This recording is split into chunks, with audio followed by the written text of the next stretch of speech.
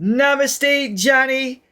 Welcome, Hello. everyone, to another Saturday Sadhana. Very excited for 22 Shrutis Simplified, putting simplified in quotes. Where there's so much content. Right. Relatively speaking, yes, it is Yes, simplified for some yes. people, but for us, it's still it's a lofty goal to.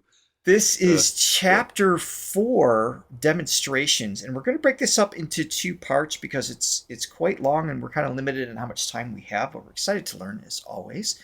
And this is Absolutely. with Dr. Oke again, who we love. Absolutely. What is his full name? Vidyadhar Oke and Dr. N. Rajam, the violinist, is what we're going to check out, and he's going to explain a little further down the rabbit hole. Excellent. Yes. We are going to jump Hit right play. in, but I forgot you have a line. I do have a line. Before we do, please hit that like and subscribe button, ring that bell so you always know what's going on with our channel. Here we go. We will now demonstrate the use of lower and higher shrutis in different Indian classical ragas. Okay, so This harmonium is specially made to demonstrate 22 shrutis and their exact frequencies. We will start. Johnny, I Yes. forgot to tell you, and maybe you already knew, and this was said, and I missed it, but in the comments, I just learned that he is not only playing this special harmonium that does 22 shrutis, he invented it. We didn't learn that, right? I didn't know that. Okay, I was like, did that go over our head? Oh my goodness. Yeah, so he's already a genius in his explanations, Yes. but I didn't realize he actually invented the actual instrument. Super cool. Well, for somebody that is highly technically inept, though I have I'm well versed in music. For somebody to have both of those things, to be able wild. to hear music and also build things, it's really impressive. Shrutis and their exact frequencies. We will start with the first note in the octave, which is Komal Rishabh. Komal Rishabh has two varieties. Firstly, I will play the lower one. What I said.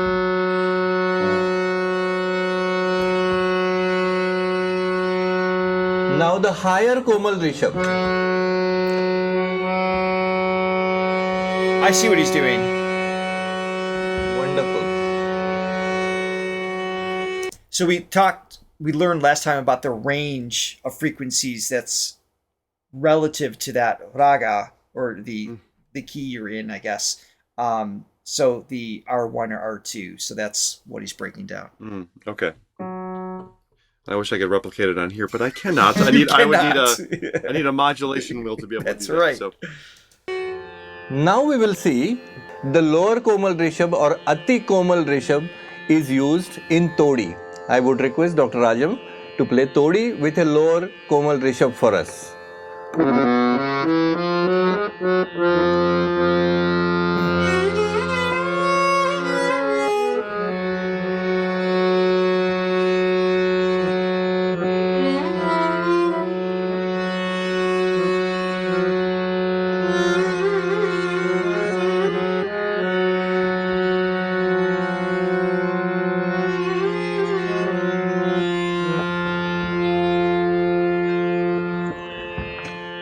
Now when it comes to ragas with Shuddha Madhyam, as we know in Todi, we don't use Shuddha Madhyam. But in the ragas with Shuddha Madhyam, for example in Bhairav, we would use Shadja and Madhyam. And here when we want to use lower Komal Rishabh, see what happens. It's like a 1-4 If I play for Shuddha us, Madhyam, right? followed by lower variety of Komal Rishabh. Say it again. That's Here Comes the Bride. I always reference Amazing Grace for that in my head. May 1-4. So that's how I recognize that so quick. Play Shuddha Madhyam, followed by lower variety of Komal Rishabh. You can see the dissonance. Now we will convert this dissonance into consonance by taking the higher variety of Komal Rishabh. Just see this.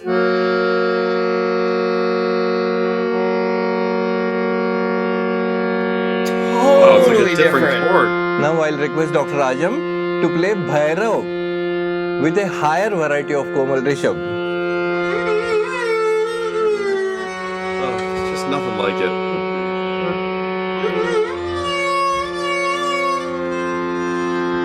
Ooh.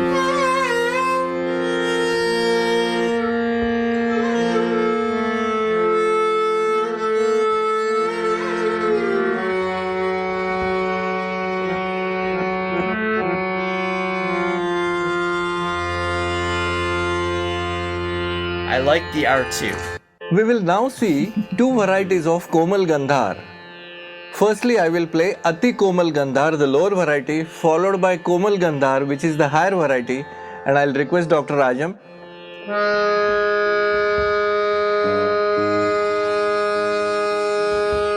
The higher variety.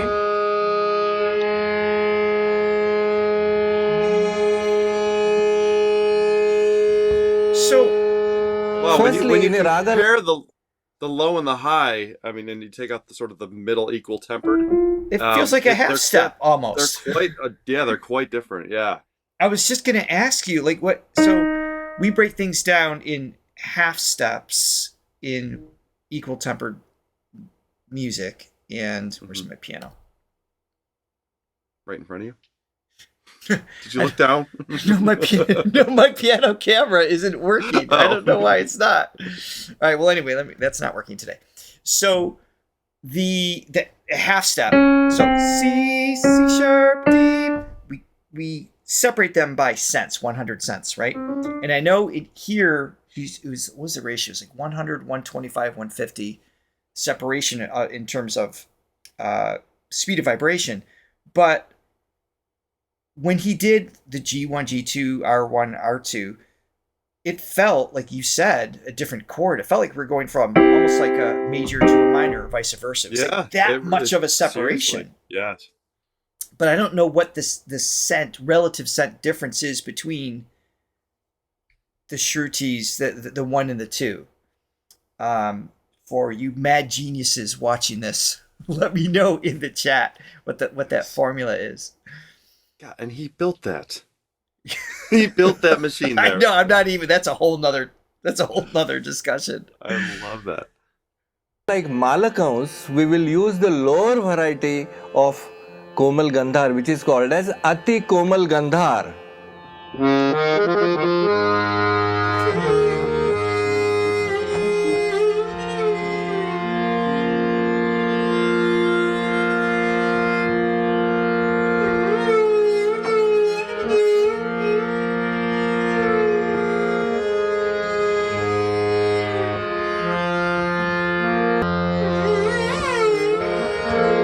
Love that.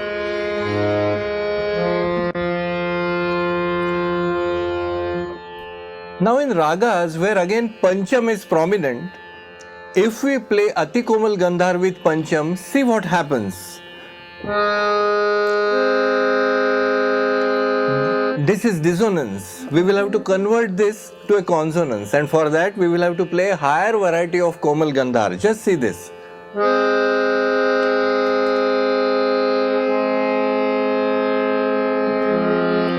We will demonstrate use of this higher Komal Gandhar with Multani. Oh.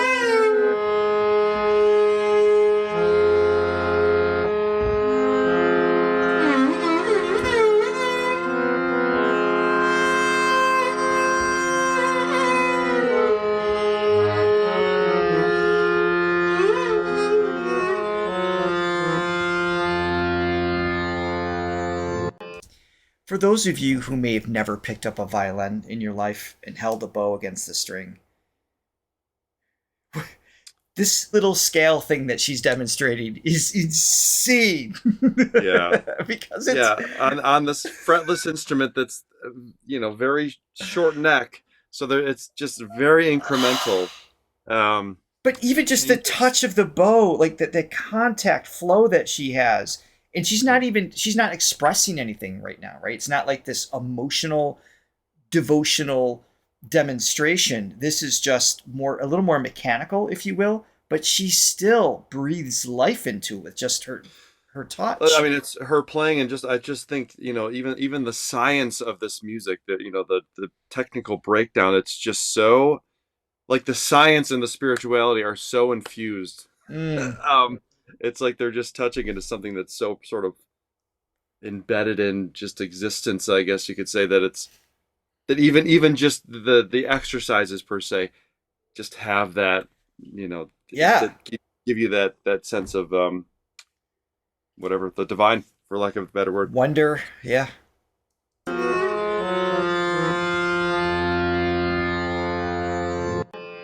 We will now see the lower and higher varieties of Tivra Madhyam. The use of these two in different ragas. Firstly, in Basant, we will use the lower variety of Tivra Madhyam. I'll request Dr. Rajam to play Basant.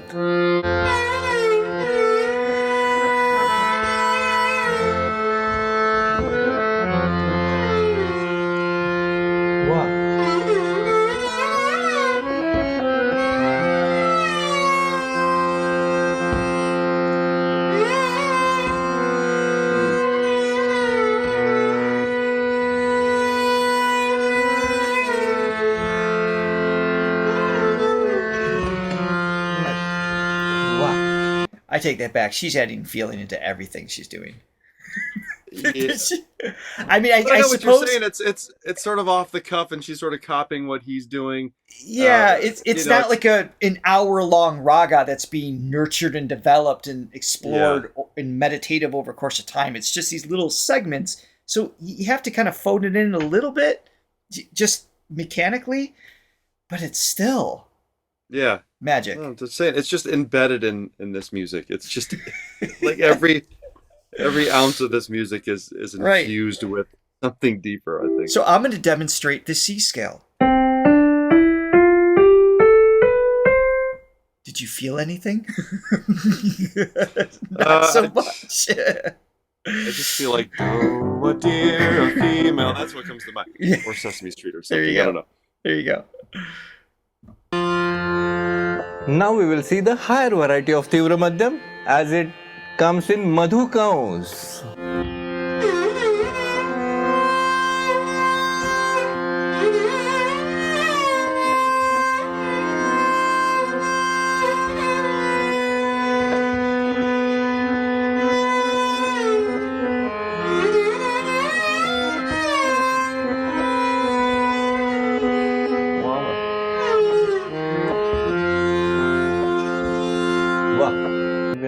Now we will see the use of both the varieties of Komal Dhaivat. Firstly, the lower variety Ati Komal Dhaivat.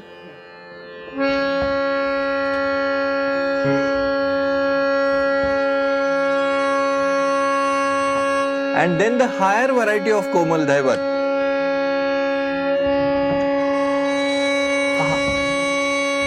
They used in I love ragas. him. The lower Komal Dhaivat is used on Ati Komal Dhaivat in Puriya. No way!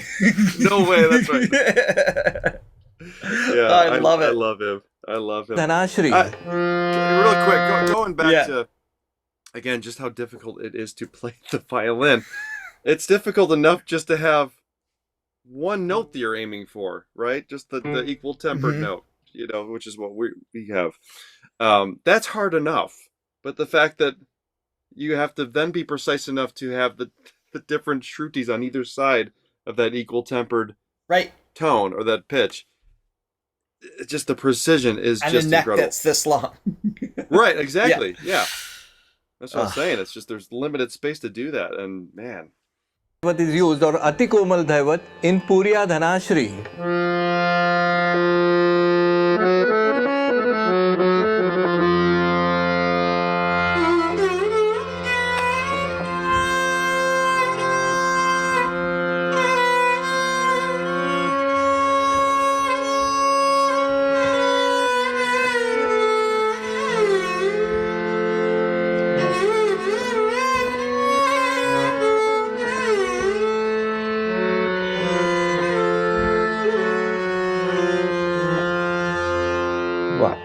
Now the higher variety of Komal Dhaivat as used in Adana.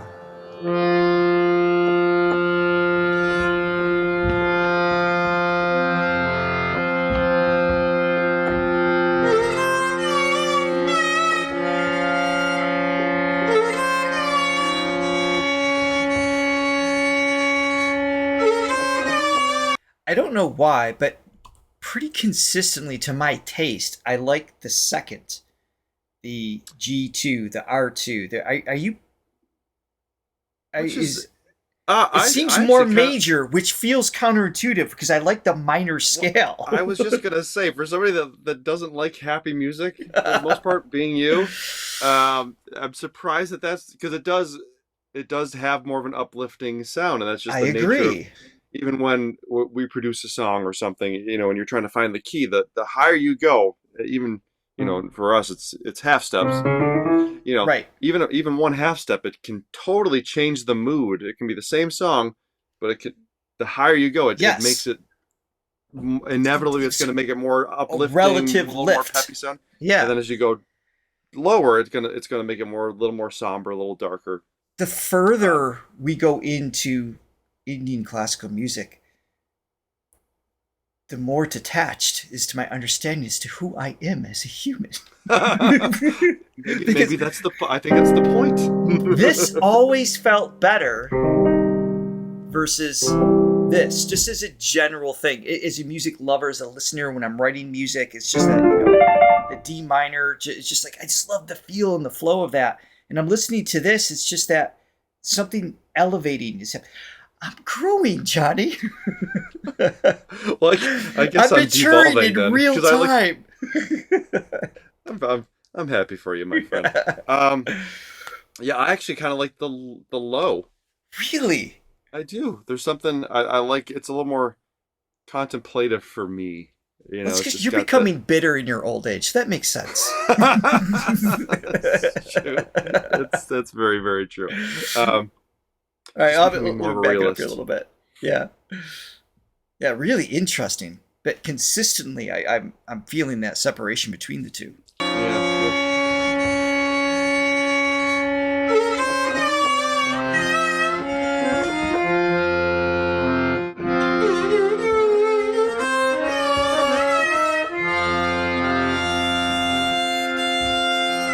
Next, we will see the use of two varieties of Shuddha Nishad. Firstly, the lower Shuddha Nishad, followed by higher Shuddha Nishad.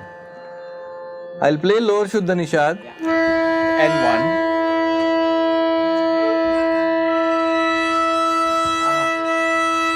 And now the higher variety.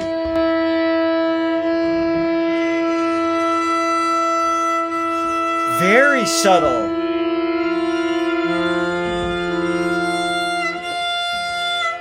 The lower variety is used in ragas where Pani Samvad is prominent, as in Bihag.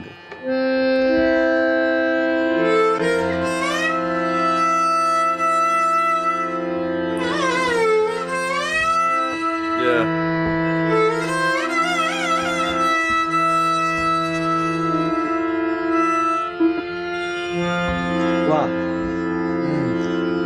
And the higher Shuddha Nishad is used in raga like Chandrakaus.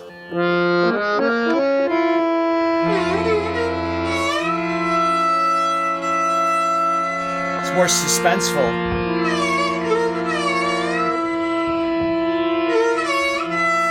This You one know I what I like the N1 more. This time, Yeah. there's a very. Is it because it's closer to the one, like returning back to the octave?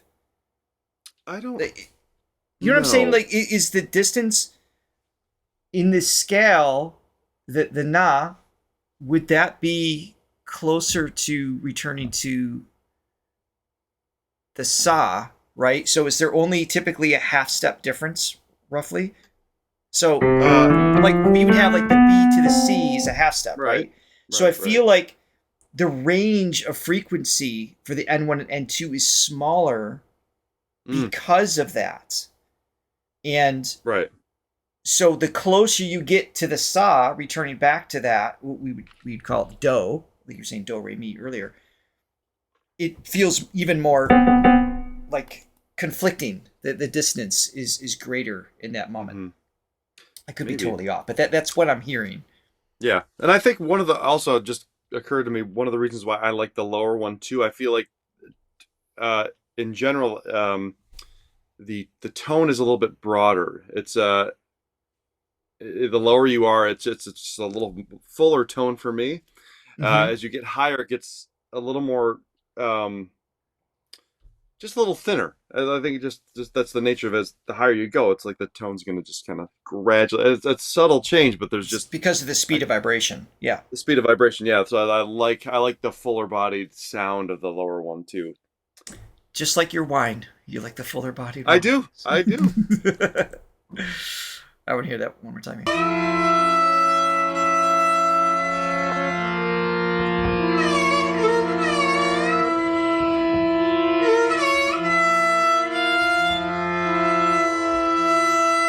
Wow.